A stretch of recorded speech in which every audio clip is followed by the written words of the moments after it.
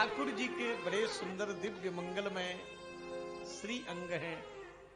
उन प्रत्येक अंगों में अपने मन को लगाना, यही है सूक्ष्म ध्यान।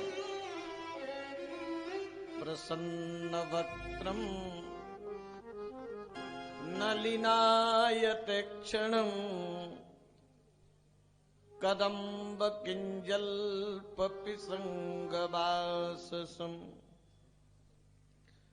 लसन महारत्न हिरण्मयांगदम्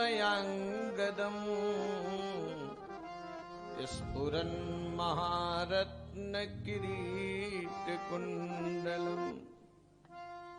भगवान के प्रसन्न मुख का ध्यान करें, भगवान के कमल दल के समान बड़ी बड़ी आंखों का ध्यान करें। कदम्ब और कमल के पराग को लेकर के जैसे पीलापन होता है, ऐसे पीला वस्त्र भगवान धारण किए हैं। ठाकुर जी की पीतांबरी का ध्यान करें, भगवान के सुंदर आभूषणों का ध्यान करें, बाजूबंद का ध्यान करें, करधन का ध्यान करें, नूपुर का ध्यान करें, भगवान के घुटने का ध्यान करें, कमर का ध्यान करें। ऐसे ठाकुर जी के प्रत्येक वस्तुओं में अपने मन को लगावे और धीरे धीरे ऐसा करेंगे तो हमारा चंचल मन धीरे धीरे शांत हो जाएगा। अंत में सबका सार देते हुए सुखदेव जी ने कहा कि हे राजन, परमात्मा सर्वत्र है और हमेशा है। इस दुनिया के अणु अणु कण कण में परमात्मा विद्यमान है। उन्हीं के बारे में अगर कोई कल्याण चाहता है तो उनकी कथा सुने, उनका कीर्तन करे, उनका ये स्मरण करे। लेकिन कथा किससे सुने?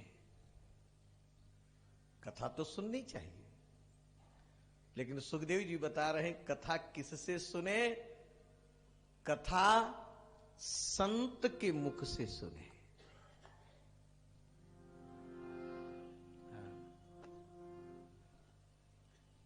भगवान के भक्त प्रेमी संत के मुख से कथा सुनो, क्योंकि भीतर जो होगा वही बाहर आएगा। जो भीतर होगा वही बाहर आएगा। अच्छा, आपने प्याज खाया है तो मुंह से किसकी दुर्गंधी निकलेगी? प्याज।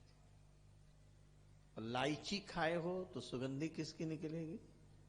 इलायची। तो जिस वक्ता के मन में कामनाएं हैं, वासना है ना,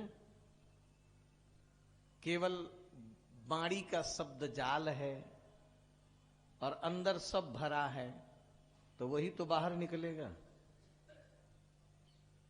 और संत के मुख से कथा सुनोगे तो संत का चित्त भगवान के चरणों में चिपका है, संत का मन भगवान में लगा है।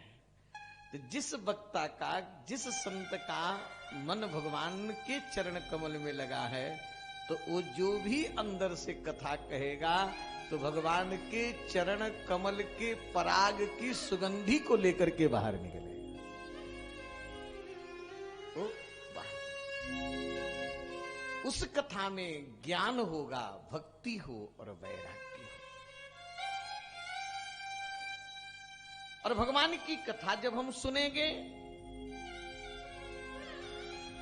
तो ठाकुर जी की कथा एक कर्ण रंध्र से जो अमृतमयी कथा है, जब आपके कान में जाएगी तो कान में जब कथा जाए तो हमारे चित्त में जन्म जन्मांतर, कल्प कल्पांतर, जुग जुगांतर से जो विषयों से दूषित चित्त है वो भगवान की कथा से पवित्र हो जाएगा।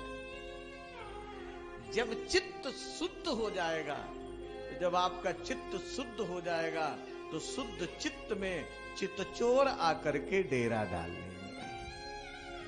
जब चित्तचोर डेरा डाल लेंगे फिर वहां कोई आएगा हो?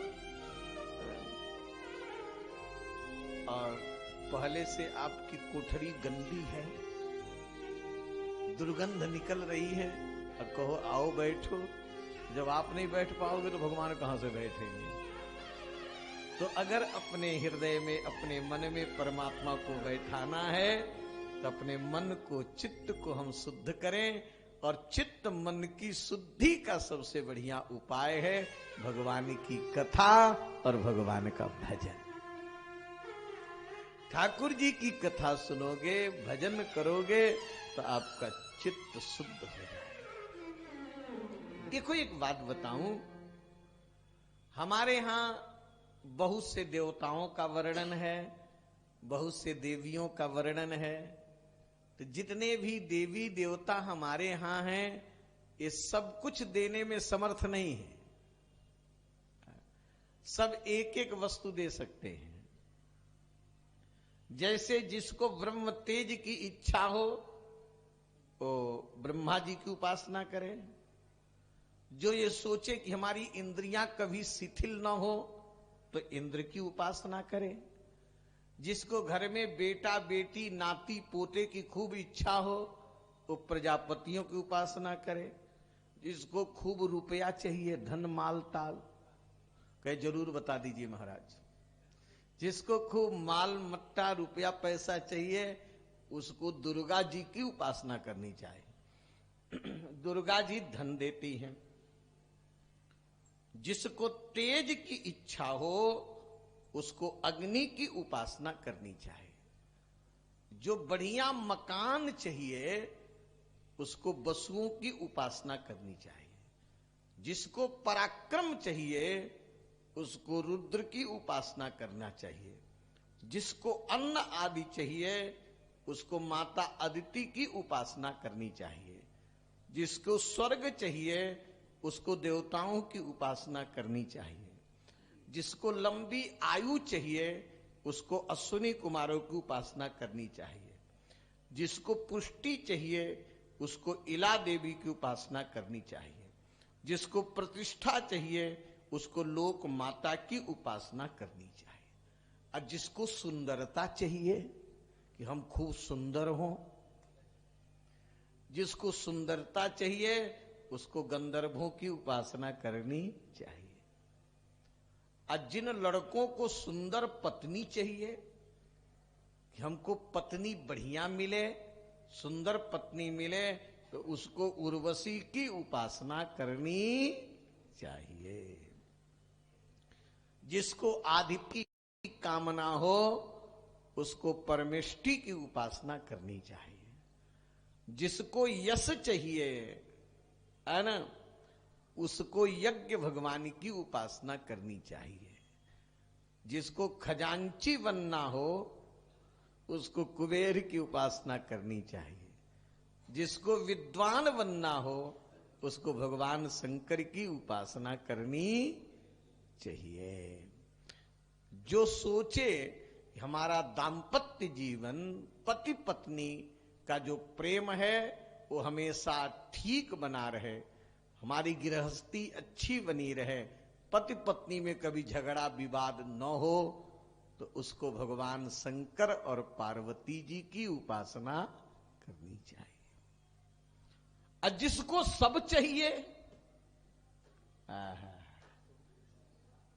जिसको सब चाहिए कि हमको सब मिले, उसको किसकी उपासना करनी चाहिए?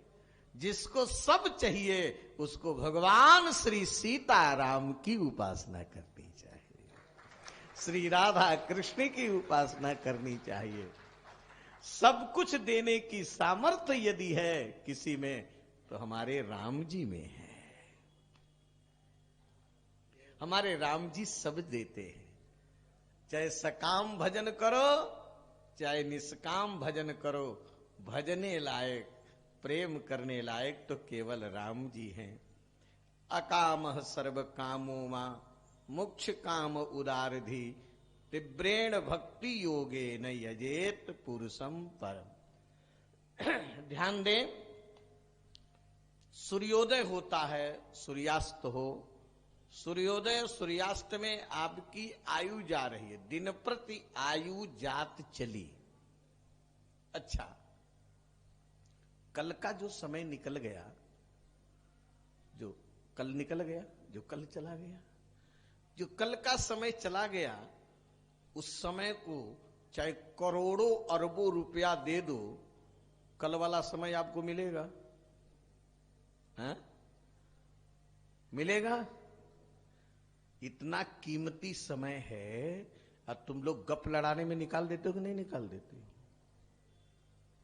मोबाइल चलाने में निकाल देते हो कि नहीं निकाल देते हो? हैं? कितना कीमती समय है हो। सारा जीवन लगा दो, सारी संपत्ति लगा दो, लेकिन कल का समय आपको मिलने वाला नहीं है। जो चला गया चला गया, दिन प्रति आयु जात चली। आहा, लोग सोचते हमारा लड़का इतने वर्ष का हो गया, इतने वर्ष की मेरे लड़के की वर्ष है, वर्थदे है, लेकिन नहीं जानते हो इतने वर्ष की तुम्हारे बेटे की आयु चली गई, इतना वर्ष कम जिएगा। हैं? अभी तक लोग तो जन्म मनाते रहे हो, अब विवाह की तिथि भी मनाते हैं लोग। कई लोग कहते महाराज आज आशीर्वाद दीजिए। हम कहे आज के दिन हम दोनों का विवाह हुआ था। हम कहे भैया आशीर्वाद है, लेकिन ये आशीर्वाद है कि अब तक इतने समय तू विषय भोग में बिता दिए, और आज के तिथि से निर्णय करो कि हम दोनों भजन करेंगे, तब तो आशीर्वाद है। इतने दिनों में आप भोग में विषय में बिता दिए, अब तो लग जाइए।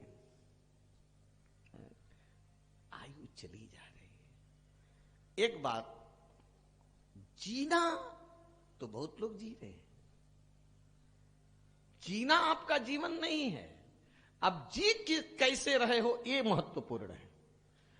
जीना महत्वपूर्ण नहीं है, आपकी जीने का ढंग महत्वपूर्ण है। जीता तो पशु भी है, जी तो रहा है कुत्ता भी, जी तो रहा है सुअर भी, जी तो रहा है गधा भी। श्वास क्या लोहार की ढोकनी श्वास नहीं लेती? तरवह किम न जीवंती, क्या वृक्ष जीते नहीं? ध्यान देना, क्या पशु खाते नहीं हैं? क्या पशु पीते नहीं हैं? क्या पशु बेटा बेटी पैदा नहीं करते? अगर इतने में संतुष्ट हो गए तो आप में पशु में अंतर क्या रहा? एक पशु होता है, एक नर पशु होता है। कौन कह रहे हैं? न खादंति न मेहंति किम ग्राम पशयो परे। क्या पशु खाते नहीं हैं, सोते नहीं हैं, लेकिन इतने से जो संतुष्ट हो रहा है? गांव के कुत्ते, गांव के सुअर, गांव के ऊंट, गांव के गधे कहते हमारी जाति का है।